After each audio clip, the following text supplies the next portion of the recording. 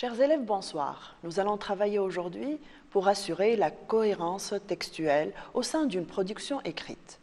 Donc, notre travail va nous aider à utiliser les bons articulateurs pour assurer une progression entre les idées, savoir aussi utiliser des substituts nominaux ou bien pronominaux pour éviter les répétitions, s'assurer que le vocabulaire utilisé est bien approprié au thème que nous avons choisi, et à la fin, nous allons voir quel temps utiliser pour un récit.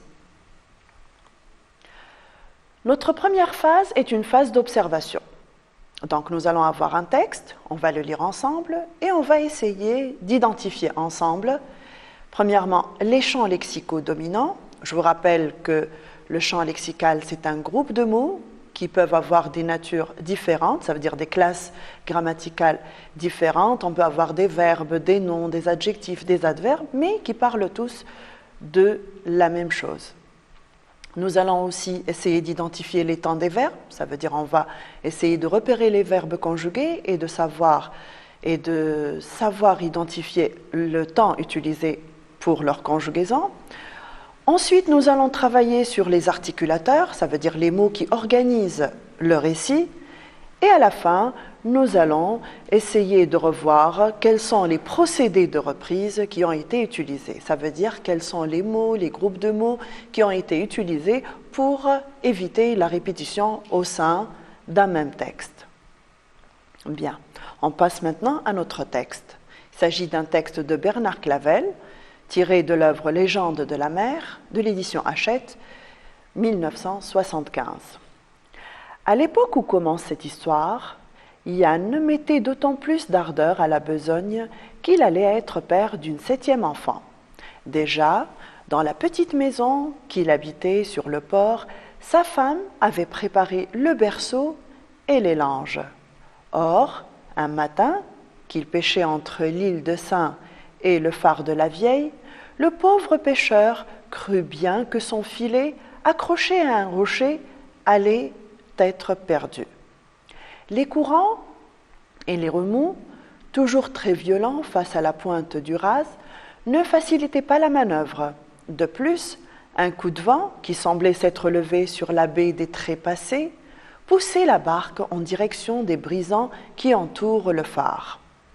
Un instant, Yann se crut perdu, comme celui-ci allait abandonner son filet pour tenter de sauver au moins son bateau.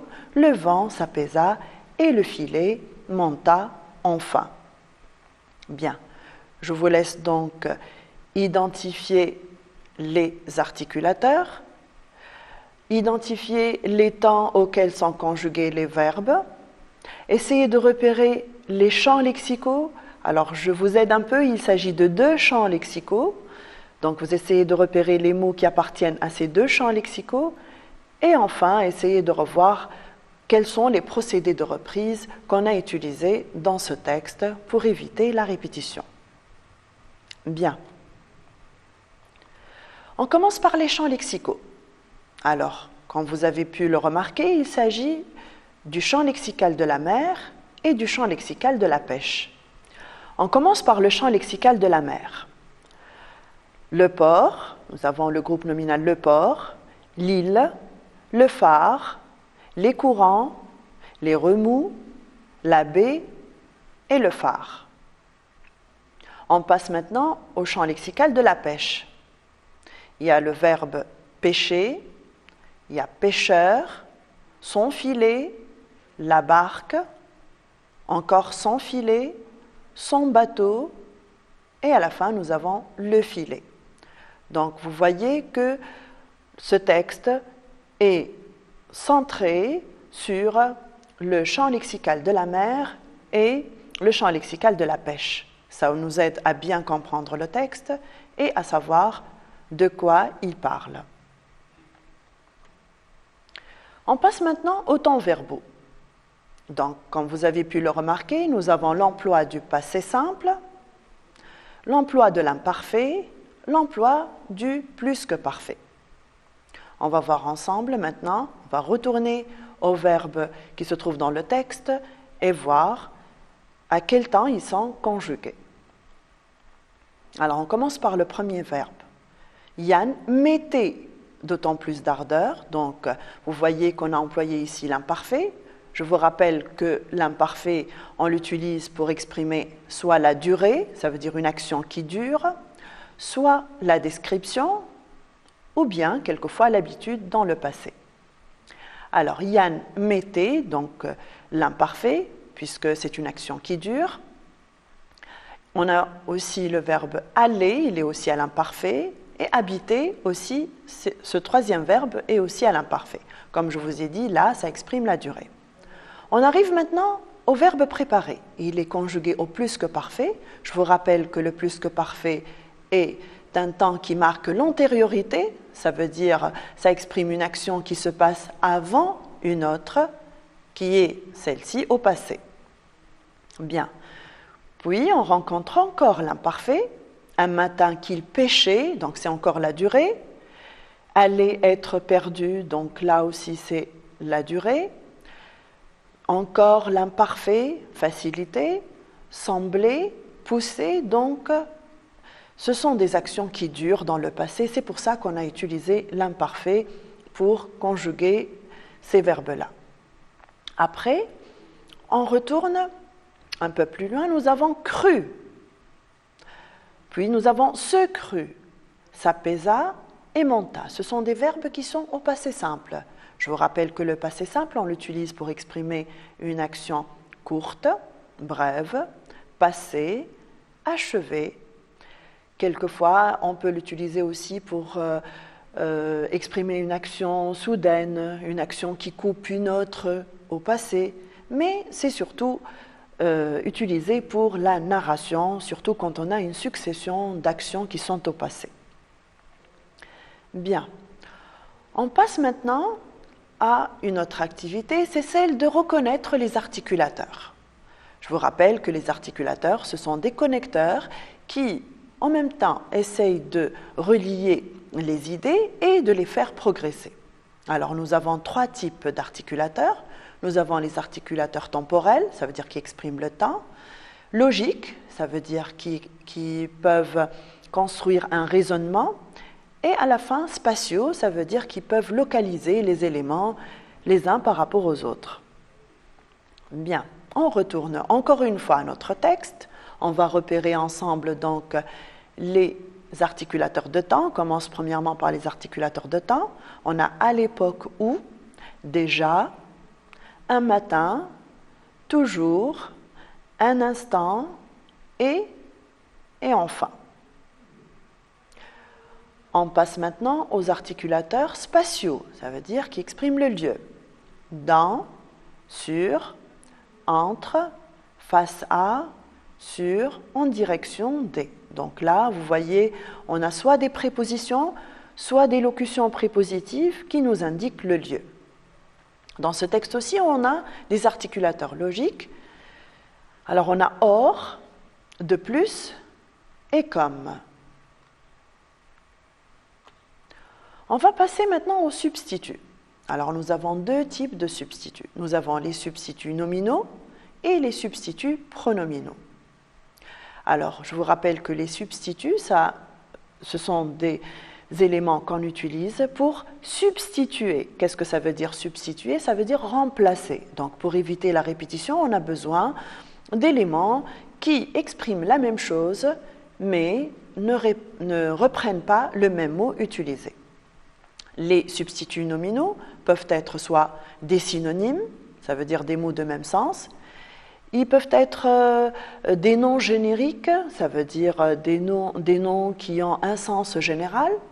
Ou bien, quelquefois, ça peut être des périphrases, ça veut dire c'est un groupe de mots qui est du même sens ou bien de sens proche, qui peut assurer cette substitution. Pour les substituts pronominaux, déjà comme son nom l'indique, ça veut dire qu'il s'agit de pronoms. On se rappelle ensemble les pronoms. Alors, on a les pronoms personnels, les pronoms démonstratifs, les pronoms possessifs, les pronoms relatifs. Donc, ces pronoms-là peuvent nous faire éviter la répétition et en même temps assurer aussi la cohérence. On retourne encore une fois à notre texte Alors, nous avons ici une reprise du nom du pêcheur. Alors, il s'appelle Yann, on l'a repris par il et celui-ci. Alors, il, c'est un pronom personnel, celui-ci, c'est un pronom démonstratif. Puis nous avons le pauvre pêcheur. Ici, c'est un substitut nominal, il s'agit d'une périphrase, ça veut dire un groupe de mots qui reprend le nom Yann. Bien, donc notre travail d'observation est terminé, on va passer maintenant à la deuxième phase. C'est une phase où on va s'exercer à assurer cette cohérence. Alors, notre premier exercice. Alors, je vous lis la consigne. On vous demande premièrement, pour chacun de ces petits extraits, dites s'il s'agit d'une narration, d'une description ou d'une argumentation.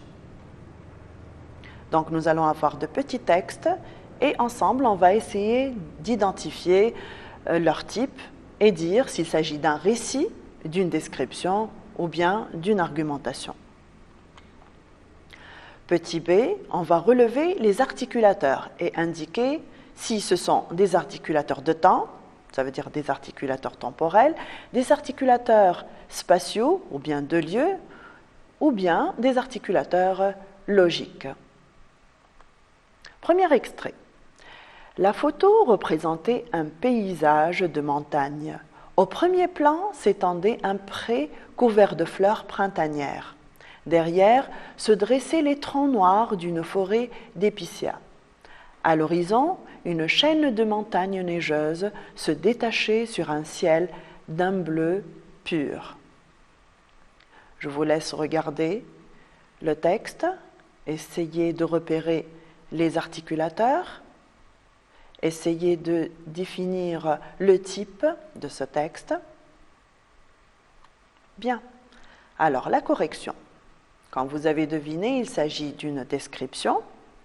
Les articulateurs sont au premier plan, derrière, à l'horizon. Donc, ce sont des articulateurs de lieu. Nous allons passer maintenant au deuxième extrait. Tu souhaites devenir un grand joueur de tennis, mais tu manques de sérieux dans ton entraînement. De plus, tu te laisses déconcentrer très facilement. Je vous laisse le temps de regarder cet extrait, d'essayer de reconnaître son type et d'identifier les articulateurs qui s'y trouvent. Bien. On corrige. Donc, il s'agit d'une argumentation. Donc, une argumentation, c'est une construction d'un raisonnement à l'aide d'articulateurs logiques, et ces articulateurs sont « mais » et « de plus ». On passe maintenant au troisième extrait. Devant nous coulait une rivière assez profonde, et nous ne savions comment la franchir. Pendant longtemps, nous la longeâmes dans l'espoir de trouver un pont. Enfin, nous aperçûmes un gué qui permettait de la traverser. Je vous laisse le temps de relire l'extrait, d'en définir le type et d'identifier les articulateurs qui s'y trouvent. Corrigeons donc, il s'agit d'un récit, ça veut dire d'une narration. Les articulateurs sont pendant longtemps et enfin.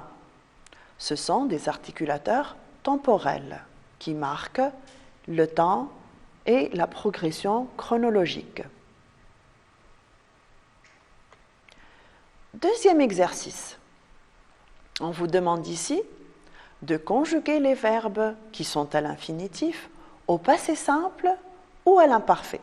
Donc, vous allez choisir le temps qu'il faut pour conjuguer ces verbes. Je vous rappelle que le passé simple, on l'utilise pour raconter, parce qu'il exprime des actions passées, achevées, courtes, qui se succèdent. Et l'imparfait, on l'utilise principalement pour la description ou bien pour parler d'actions qui durent. Deuxièmement, on vous demande de justifier votre choix du temps employé. C'est-à-dire, si vous avez utilisé le passé simple, vous allez dire pourquoi vous l'avez fait. Si vous avez utilisé l'imparfait, donc, vous devez aussi justifier votre choix. Alors, on lit le texte ensemble. Lorsque Robinson, on a le verbe répondre qui est à l'infinitif, connaissance, il, le verbe être, couché, la figure sur le sable, une vague, le verbe déferler, sur la grève mouillée et, verbe venir, lui lécher les pieds. Il, le verbe se laisser, rouler sur le dos, des mouettes noires et blanches, le verbe tournoyer, dans le ciel. Prenons le temps de bien voir qu'est-ce qu'on peut utiliser comme temps pour conjuguer ces verbes. Quels sont les verbes qui demandent à être conjugués au passé simple? Quels sont ceux qu'on doit conjuguer à l'imparfait? Bien. On passe maintenant à la correction. Lorsque Robinson reprit connaissance, il était couché, la figure sur le sable. Une vague déferla sur la grève mouillée et vint lui lécher les pieds. Il se laissa rouler sur le dos. Des mouettes noires et blanches tournoyaient dans le ciel. Vous avez vu quels sont les verbes qui ont été employés au passé simple et quels sont les deux autres qui ont été employés à l'imparfait. Nous allons maintenant essayer de justifier notre choix. Pourquoi on a utilisé le passé simple pour certains et pourquoi l'imparfait pour d'autres.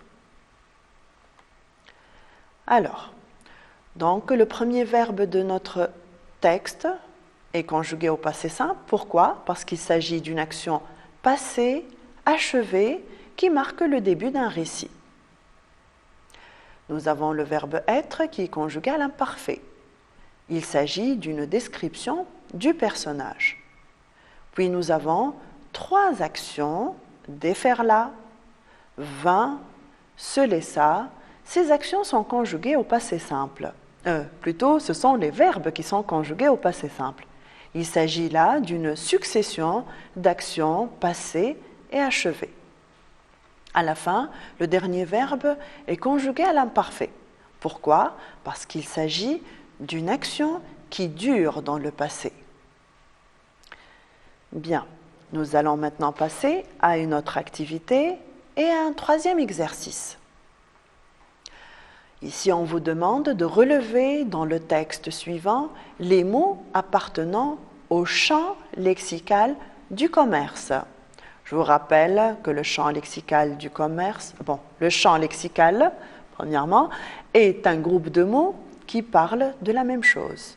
Ils peuvent être des noms, des verbes, des adjectifs. L'essentiel, c'est que leur point commun est le sens et ça veut dire ils traitent du même sujet. Deuxièmement, juste une petite question de compréhension. Quelle semble donc être la principale préoccupation d'Antoine dans la vie? Vous allez savoir qu'Antoine est le personnage dont on parle dans le texte. On va lire ensemble le texte. Il s'agit d'un texte d'André Chédid, tiré de l'œuvre L'enfant multiple de l'édition Flammarion, 1989. Se retournant vers son public, l'enfant promit de revenir sans tarder. Observant ce qui se déroulait autour de lui, Antoine éprouvait des regrets et même de l'amertume de n'avoir pas su tirer profit des dons de ce gamin. Son commerce en aurait sûrement bénéficié. Il fit mentalement le compte de ce que rapportait un seul après-midi, comme celui-ci, au forain. Multipliant le nombre des enfants par le prix des billets, et par les heures d'ouverture, il obtint un chiffre alléchant. Je vous laisse relire le texte et essayer de repérer tous les mots qui ont une relation avec le commerce. Bien, nous passons maintenant à la correction. Donc, le champ lexical du commerce, dans ce texte, est représenté par les groupes de mots suivants. Tirer profit, nous avons déjà le groupe nominal son commerce. Bénéficier, le compte, rapporter, multipliant par, le nombre, le prix et un chiffre. Donc là, on a identifié le champ lexical du commerce. Ça nous a permis aussi de mieux comprendre le texte et d'en connaître le thème. Passons à la deuxième question. Vous avez bien compris que la principale préoccupation d'Antoine est le gain, la richesse et la prospérité de son commerce. Donc vous voyez bien que le champ lexical vous a aidé à mieux comprendre le texte et connaître un peu le portrait moral de ce personnage. Nous allons passer maintenant à un quatrième exercice. Ce quatrième exercice vous demande de réécrire les phrases en supprimant les répétitions, selon les procédés de reprise indiqués entre parenthèses. C'est-à-dire que vous allez avoir des phrases où il y a une répétition, et pour vous aider, on va vous donner le type de procédé qu'il faut utiliser pour éviter la répétition. On commence par la première phrase. Léonard de Vinci a conçu des inventions qui seront réalisées des siècles plus tard. Léonard de Vinci a fini ses jours près d'Amboise. On essaie de repérer ensemble la répétition. Il s'agit du groupe nominal du nom propre Léonard de Vinci. On vous demande ici d'éviter cette répétition en utilisant un groupe nominal enrichissant le sens du groupe nominal initial. C'est-à-dire ici, nous allons utiliser un substitut nominal. Je vous laisse un peu réfléchir. On passe à la correction. Léonard de Vinci a conçu des inventions qui seront réalisées des siècles plus tard. L'auteur de la Joconde a fini ses jours près d'Amboise. Donc là, on a essayé de remplacer le nom propre par un autre groupe nominal qui l'enrichit et nous donne même plus d'informations sur lui. On passe au deuxième extrait. Le printemps a vu revenir les hirondelles. Les hirondelles ont fait leur nid sous le toit de notre maison. On repère ensemble la répétition. Il s'agit du groupe nominal les hirondelles. On vous demande de remplacer ce groupe nominal répété par un groupe nominal qui est au fait un nom générique. Ça veut dire un nom qui a une signification générale, de sens général. Bien, on corrige. Le printemps a vu revenir les hirondelles. Ces oiseaux ont fait leur nid sous le toit de notre maison. On passe à l'extrait suivant. L'exposition présente des œuvres de jeunes artistes. Les jeunes artistes exposent pour la première fois. Vous avez vu que le groupe nominal jeunes artistes est répété. On va essayer de le remplacer par un pronom substitut. Je vous rappelle les pronoms. On a les pronoms personnels, on a les pronoms possessifs, on a les pronoms démonstratifs et les pronoms relatifs.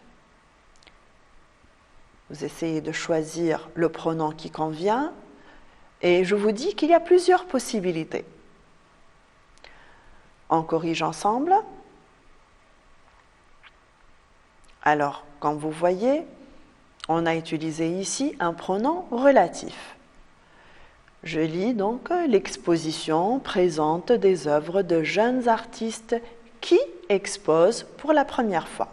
Vous voyez ici qu'on a utilisé un pronom relatif qui, d'une part, évite la répétition et d'autre part, relie les deux phrases simples pour composer une phrase complexe.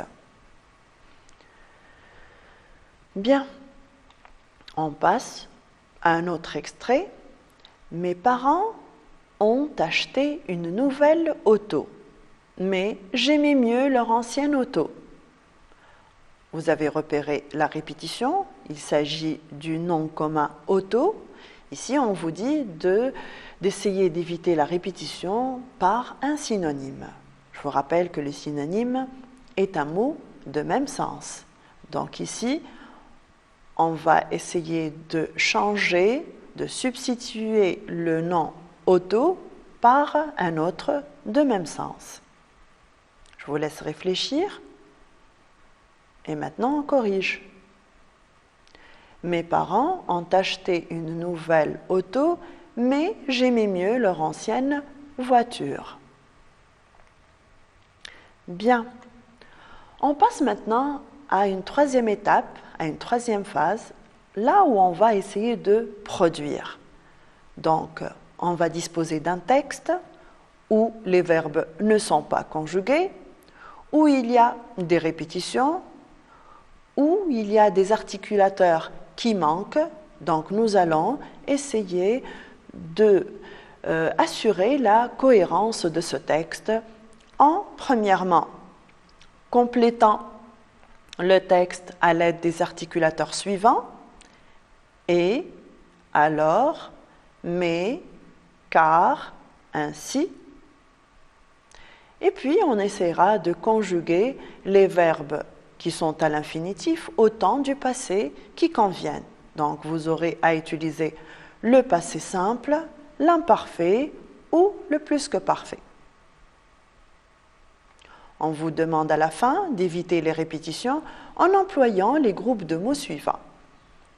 Cette maudite chrétienne, le jeune prince, le pauvre, sa bien-aimée, il, elle. Donc vous voyez, nous avons les deux types de substituts. On a des groupes nominaux et on a des pronoms. On va lire ensemble le texte. Donc il s'agit d'un texte de Marcel et Georges Huysmans, Contes et légendes du Moyen Âge, édition Nathan, 1962.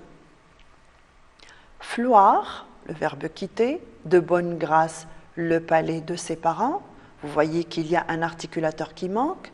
Floir, le verbe être convaincu que la douce Blancheflore le rejoindrait bientôt. Le deuxième paragraphe commence par un articulateur qui manque. Le temps, le verbe passé, on a encore un autre articulateur à utiliser.